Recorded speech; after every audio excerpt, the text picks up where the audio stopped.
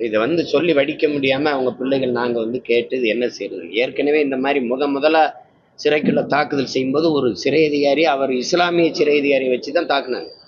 அப்ப அவங்களுக்குள்ள பிரச்சனை வரட்டும், அதை நான் எதிர்த்து அப்ப அறிக்கை கொடுத்து இது பண்ணேன்.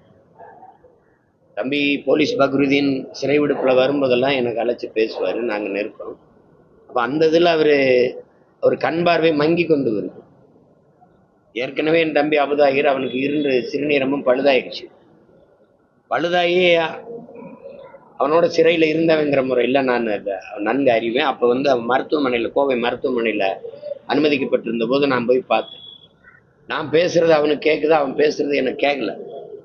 ஏன்னா குரல் வரல. அப்ப காதை கொண்டு கிட்ட வச்சு பேசும்போது எப்படியாவது என்னை அவன் வெளியில தான் இருக்கான். அந்த மருத்துவமனையில இயங்குற திறனற்று போய் கொஞ்சோண்டு உயிர் தான் இருக்கு உடம்புல. அதான் அவன் வீட்டுல ஆமா, அதான் சொல்றாரு. அப்ப இறப்புக்கு நான் போனேன். அப்ப அவரு என்னை அந்த அந்த நிலையிலேயும் இந்த அதிகாரங்கள் விடுதலை செய்ய மனசு இல்லை. போற அந்த உயிரை வந்துச்சு கொஞ்சம் கொஞ்சமா அனுபவிச்சுக்கிட்டு இருக்குது. அந்த உயிர் துடிச்சுக்கிட்டு இருக்கு. அதை வீட்டுல போய் போட்டுன்னு அவர் இறப்புக்கும் நான் போனேன். பெருந்துயரம்.